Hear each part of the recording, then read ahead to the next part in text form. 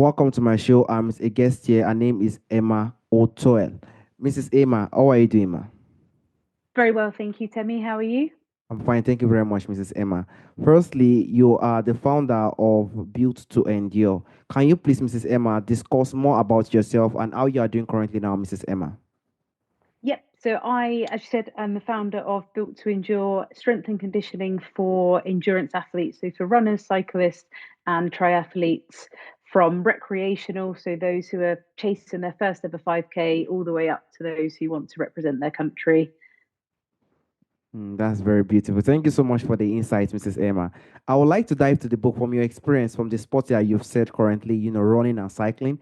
Have you written any book regarding to that, or are you planning to write any book in the coming future, Mrs. Emma?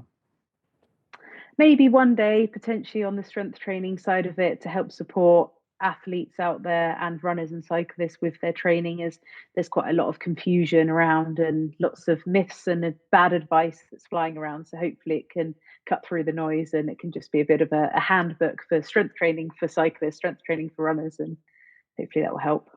Yes, I completely agree. It must not even have to be a book. It just have to be something that they can just, have to jot down, or just like a journal. Someone can just have to just learn one or two things. Probably when they are cycling or when they are doing some stuff like that, they can be checking some step into it. Thank you so much for those insights, Mrs. Emma. I would like to dive to the point of the running and cycle, Mrs. Emma.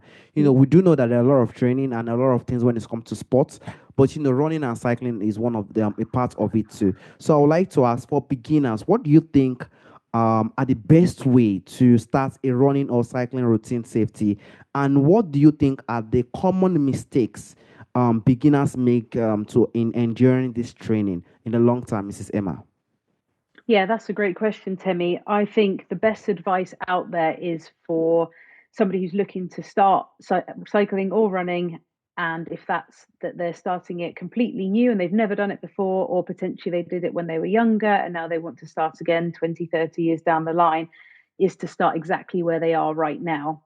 So, what I mean by that is to set their benchmark and progress day by day, making that progress for them. So they're not trying to think, for instance, oh, I want to start running, I want to run a 10K or I want to run a half marathon or a marathon, but rather just to start exactly where they are and focus on building their endurance, building their aerobic capacity, which will then enable them to be able to run and ride for longer. So it's important with that. There are quite a lot of free, there's in the UK in particular, there's the sort of the couch to 5K program, which is out there, which, as the name says, is to look to get people, beginner runners, off the couch and into running 5K. However, it's just, yeah, it's important, I would say, to make sure that you're not set on the distance, but you're focusing more on time in those earlier stages of your running and cycling journey. So, we're going back to the start about starting exactly where you are. If you can run for 2 minutes at the moment, then it's about, okay, building more time onto that rather than thinking, oh, I need to run 800 meters and then a kilometer and then 2 kilometers, but rather thinking, I'm going to go from 5 minutes up to 6 minutes, up to 7 minutes, and so on and so forth. And then I think that leads into your second question about what's a really common mistake made by runners and cyclists, and that is doing too much too soon. So obviously we live in such a golden age of social media, and there's lots of, you can go online and get lots of information, a 5K plan, a 10K plan, and unfortunately those plans, they're not made for you. So they don't know you, the way you run or the way you cycle. They don't know your lifestyle, how busy you are, how stressed out potentially your lifestyle is. So all of these other variables that do go in and affect your training. So it's very easy to get caught up in the trap of, oh, I want to do more, I want to do more, and keep pushing, pushing, pushing.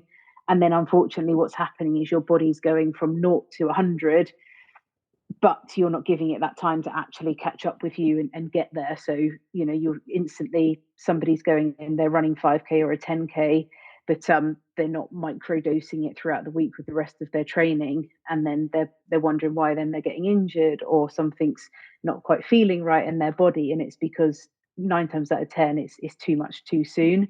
And we need to stop almost for a second and just pause and be like, okay, if I think that, wow, 2 weeks ago I was only running for 2 minutes and now I'm running for 12, well, that's a huge improvement. That's 6 times improvement.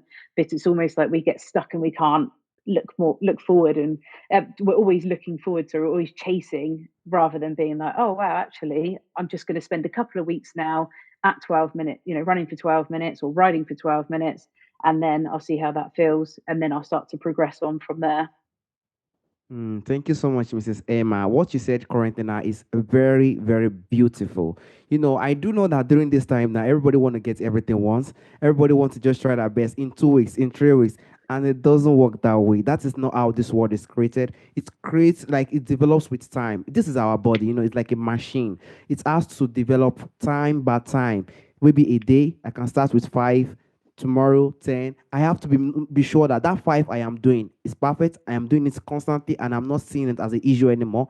That I can improve to 7 to 10 to build this on and on and on like that. I will be very, very surprised. Like it will be unimaginable when someone is doing 50, 100 and doing unimaginable things. But if someone wants to just have everything once, it's definitely not the way this world is. Thank you so much for that insight, Mrs. Emma. Thank you so much, man. And also I would like to dive to the point of nutrition, Yep. endurance, and also burnout. I want to dive to those two questions once and for all, Mrs. Emma. So, nutrition is very important, and we also know that endurance in this type of situation is also very important.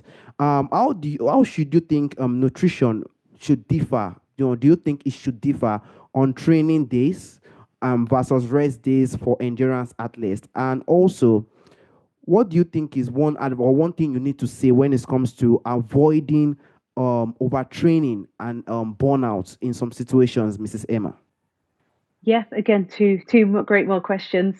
So nutrition is absolutely a huge topic in itself, and I think ultimately everyone's going to go in with a different goal. So why they've started running and cycling in the first instance, and it may be that that goal is for improved body composition or weight loss, in which case then the nutrition is going to be a different conversation. However, ultimately, for both running and cycling, you need to fuel your body for the training and then also for your life outside of the training, as you were saying. So, the difference between rest days and days that you're training on, then during your training, if you're going to go out for a 2 hour ride, for example, then you need to be fueling your body during that ride. So, carbohydrates, as chews or gels or real foods, whatever it is that sits comfortably best with you, but it's always, I suppose it comes back to the starting point of remembering what your goal is and who you are, where you are at the moment. And I think it is a huge topic, but I think sometimes it gets a little bit more complex than it needs to be, in the sense of, if we think, okay, my body's done this for an hour today, but there's still 23 other hours in the day that I need to fuel my body for, my brain I need to fuel for work or for moving around the house or whatever it is, particularly if you're in a more of a manual job, then it's, yeah, important to make sure that you're fueling for your training, but also for your life and the rest of your day. And regarding the second question, to avoid overtraining and burnout, then probably the biggest advice, which again almost comes back to that the second question about the common mistake, but is to take a deload week, or they've got all sorts of different names and terminology. I call them a deload week, or some people call them rest weeks, but typically the most common pattern is to have 3 weeks on where you're building your training, and then you have 1 week at a lower volume and intensity, so less hours and less intense sessions typically. um, However, you don't have to do the 3 on 1 off. You could do 2 on 1 off, or you could push it up, maybe 5 on 1 off.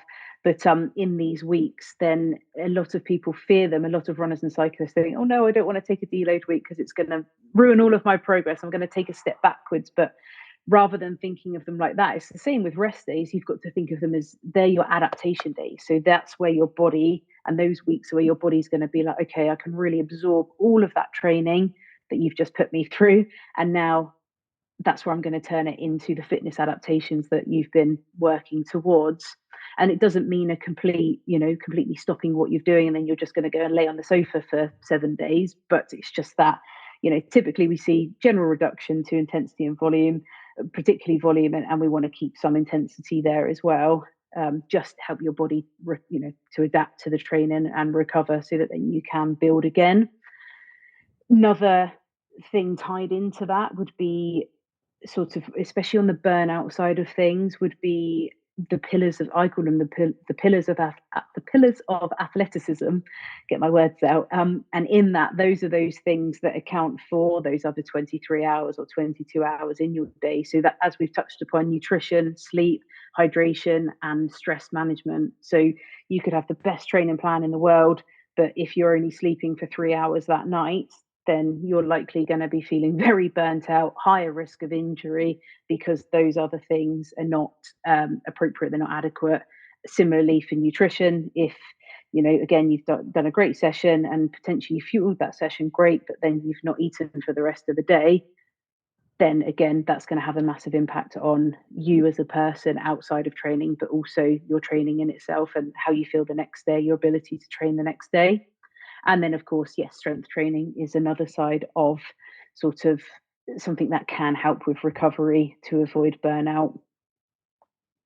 Thank you for those beautiful insights. Thank you so much, Mrs. Emma, for those beautiful insights. And I also completely agree with you. Endurance is very important, and knowing how to schedule, because that also goes back to the common mistake and burnout. Burnout is something that someone overdo. When someone put too much pressure on his or herself, that's when the situation of burnout comes out. But when someone have the plan and take it gradually, definitely is very important. And nutrition is very important. But you and I will also agree that someone to just eat everything, put it in the mouth, and let the bill to be very big. It's not really healthy for someone who is in this situation of trying to build his body in fitness. There has to type of that's why I agree with you that you said it's another topic entirely, because there have to be definitely some kind of nutrition and type of ways one should be eating it. Because some people, when they say nutrition, they just believe they can eat everything and just put everything there and believe that everything is going to be fine. So those type of foods to also help someone in a very long term. Thank you so much for those insights, Mrs. Emma.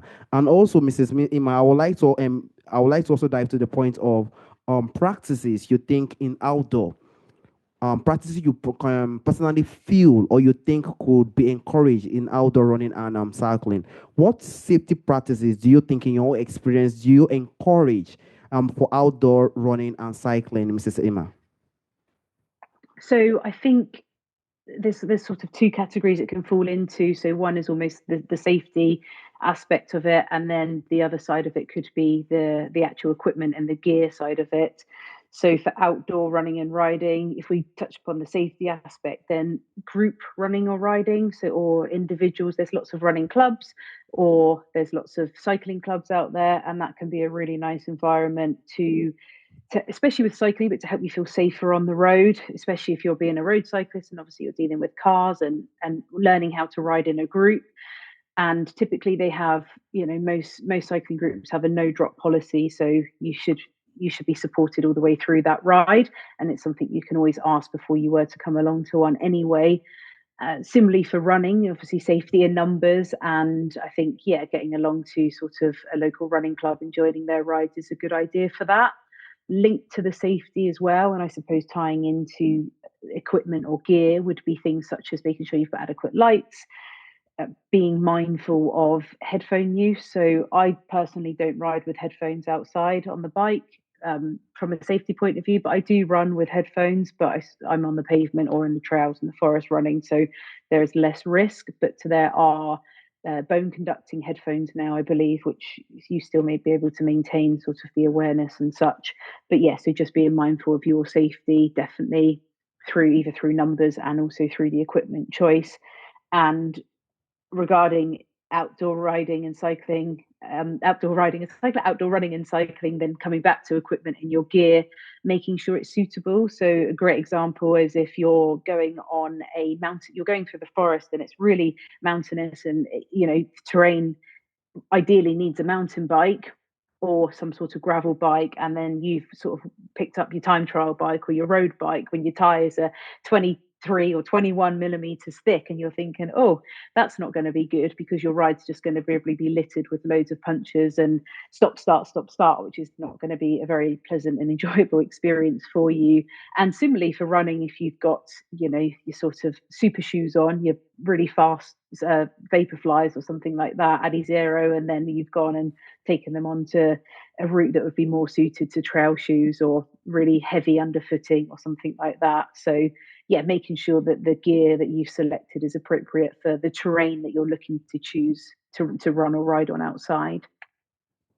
I completely agree with you, Mrs. Emma. Like, honestly speaking, if someone definitely have the right tools and right things that one definitely need when it comes to cycling or running, then that safety area is good. And someone to be very mindful and careful, because there are some things that one, as you said earlier, putting headphones, stuff like that. There are some situations that one might not hear and something is going around. You understand? So those things are something that one has to be very, very careful and very, very mindful, so that they will be able to, avoid a lot of situations like injury and stuff like that. So thank you very much for those insights, Mrs.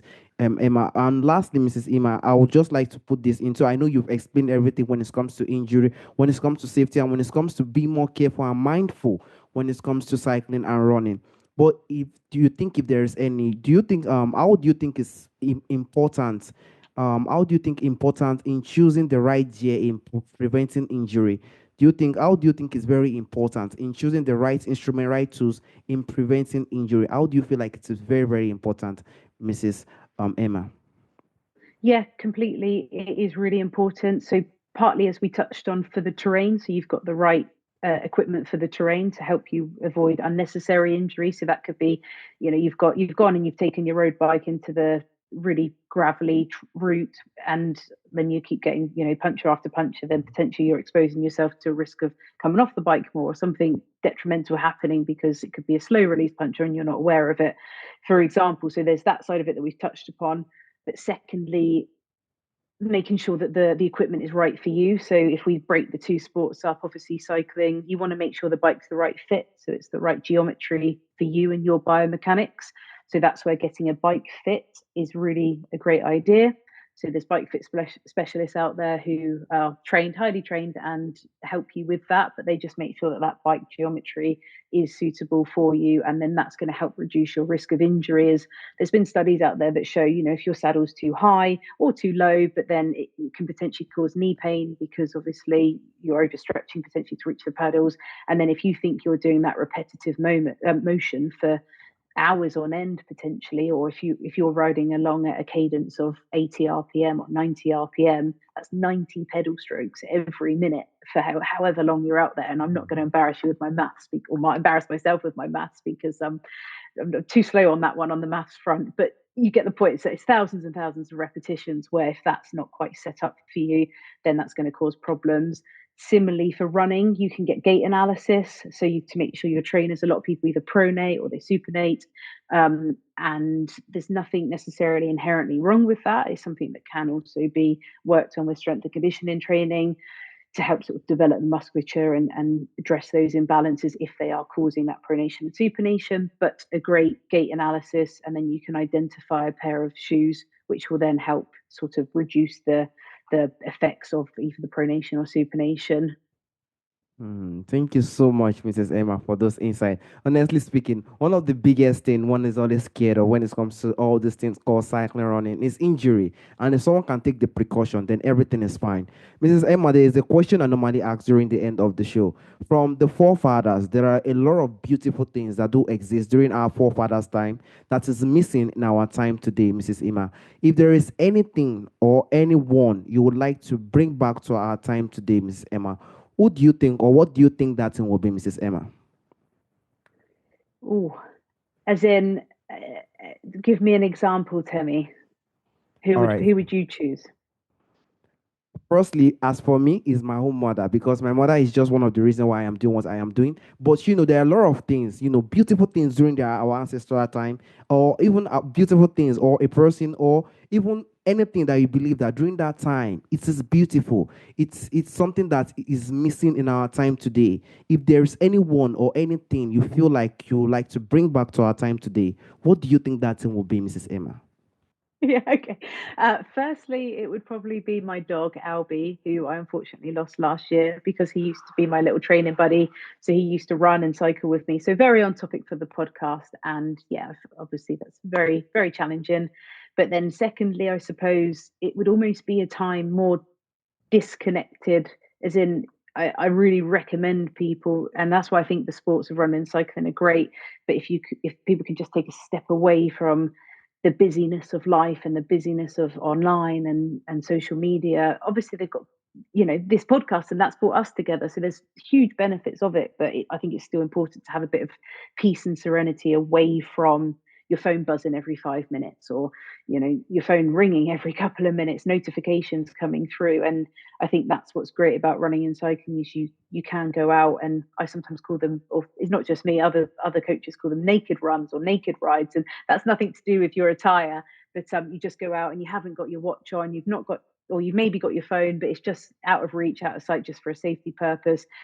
But then it's just you, and it's just nature, and you just get to enjoy it. And I think there's something really peaceful about that, even more so now, because we are so heavily connected through social media and through phones, etc.